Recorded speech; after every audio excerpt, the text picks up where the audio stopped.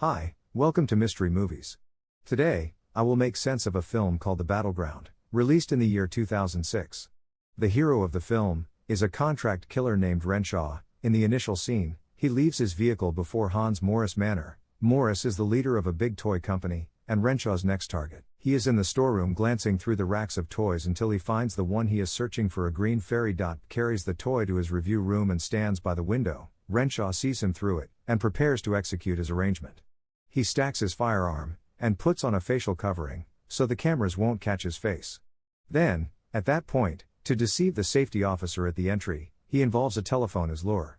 A commencement begins the telephone, the watchman frenzies and surges outside to discard it. Pursuing the open door, Renshaw assaults him and shoots him dead. The silencer appended to his weapon stifles the commotion of the gunfire so Morris wouldn't be cautioned. Then, at that point, he takes the keys from the watchman's uniform and strolls into the security room with no difficulty. In the wake of crippling the CCTV cameras, he certainly takes his veil off, and walks to the review room. On his way he goes over another safety officer who he kills with next to zero exertion. Following that, he strolls into the room and kills Morris with 2 shots to his chest and 1 to his temple. Subsequent to ensuring he is dead, Renshaw gets the green pixie from Pryor as a gift for himself. He likewise sees an image of Morris' mom on the table with a note composed on the base. Renshaw doesn't respect it, and leaves. In the following scene he is on a plane flying back home. He texts his client about the fruitful homicide and relaxes. A traveler sitting close to him asks him for a piece of gum. At the point when he opens his pack to get her one, she sees the toy pixie inside. She thinks it is peculiar for a developed man to convey a youngster's toy. In any case, doesn't voice her perspective. When Renshaw lands at the air terminal, the report about Morris' homicide has spread the country over. On out, he sees that a young lady has a doll in her rucksack that is like the one he saw in Morris' room. He doesn't appreciate it until something more unusual occurs. He sees a green toy on the table at the gathering of his apartment complex.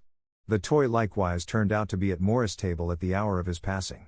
In the wake of getting back to the penthouse, Renshaw securely keeps the green pixie on a presentation table.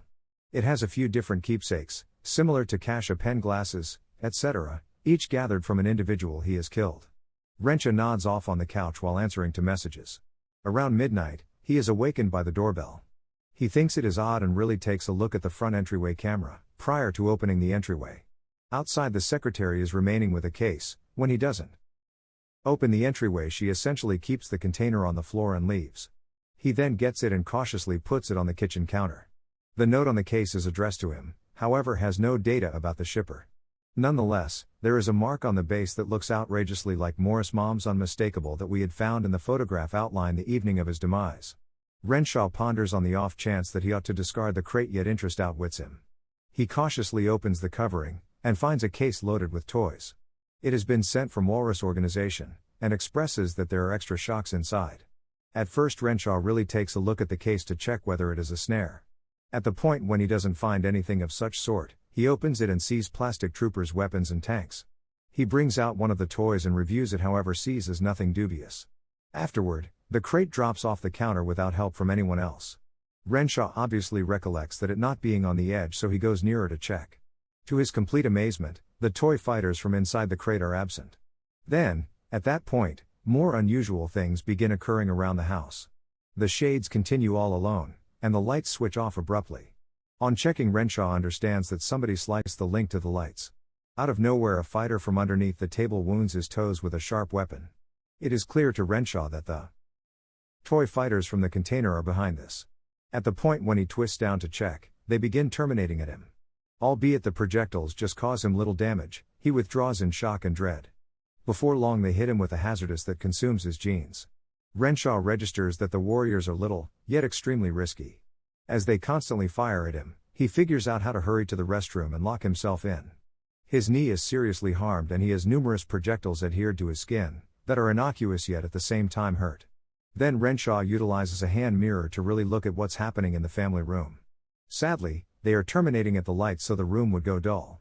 At the point when the troopers notice him, they toss a cannonball towards him that breaks his mirror. Unsettled, Renshaw goes to his room from the other entryway and recovers his firearm. He utilizes it to undermine them and get to the kitchen.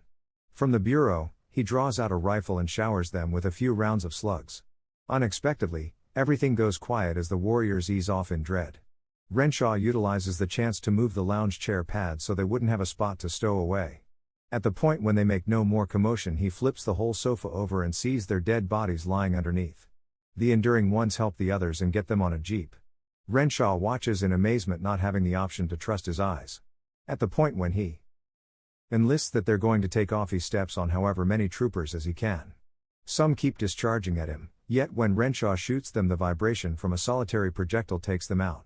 Nonetheless, the assault doesn't stop there. 3 armed force helicopters rise up out of under the table and send off towards him. They assault him with a cannonball, however he some way or another evades it. However, they overwhelm him by giving him rockets. Renshaw rapidly races to his room and secures himself. He investigates the mirror and is sickened to see many cuts and injuries all over. He puts liquor on it, and dresses the injury to his best. In no time, a gigantic ball beats on the restroom entryway, making an opening through it. A helicopter goes into the room and keeps going after him. Having had enough, Renshaw gets it with a towel and bangs the toy to the ground. Following that, he washes the remaining parts away for good, yet the warriors won't surrender. Finally, he drops a connected hair dryer into the water, lastly kills them. He chooses to use whatever remains of the night in the restroom, where his well-being is safeguarded. Afterward, he lines the injury on his thighs despite the fact that it is exceptionally excruciating. A couple of hours after the fact, a shadow shows up underneath the entryway. A fighter from outside leaves a note for Renshaw requesting that he give up. The man is stunned by the toy's keenness. He thusly composes "screw you" on the paper. At the point when he goes to return it, he understands that it's a snare. A gathering of fighters with tanks are prepared to fire at him. The effect makes a lot more openings in the entryway, leaving Renshaw in the scope of fire.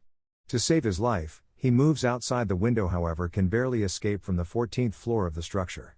He some way or another figures out how to painstakingly stroll towards the gallery, yet all at once, another helicopter assaults him.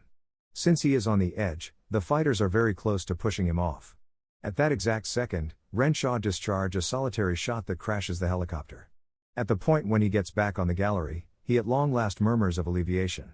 Inside, more troopers are pointing the cannon at the window, sitting tight for him to return. Some time later, he thinks about an arrangement. He diverts the officers, involving an elastic duck in the pool. Then, he goes after them with a fire dowser from the opposite side. As they attempt to take off, one more gathering of troopers grabs his eye. They circle around him on a jeep, while firing over and over. Renshaw utilizes a lighter and a splash to make a flamethrower and consume them alive. He even gets a blade and hacks their bodies into pieces bitterly. Following that, he gets back to the gathering that is battling the fire quencher and crushes them with a case.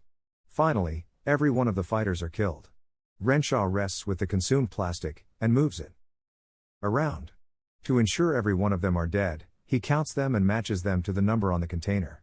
At the point when the numbers match, he is at long last feeling better. However, he neglects to consider the reward shock that was composed on the rear of the crate. He beverages and takes a dip to unwind. Unexpectedly, somebody slits his wrist from inside the water. He in a flash comes outside, and sees that he really wants prompt sewing. He utilizes a needle and a string, and join the slice overall quite well. Then he chooses to leave the penthouse so the leftover officers wouldn't go after him once more.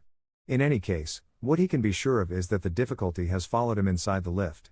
Abruptly, the lights go out and the buttons board breaks, guaranteeing that Renshaw doesn't open the lift entryway at his will. He utilizes an electric lamp to glance around, yet sees nobody. At the point when the board streaks once more, he sees a solitary commando inside it. The toy runs out of the lift through a missing roof board. As Renshaw follows him behind, he sees that the lift is stuck, and he has no real way to get away.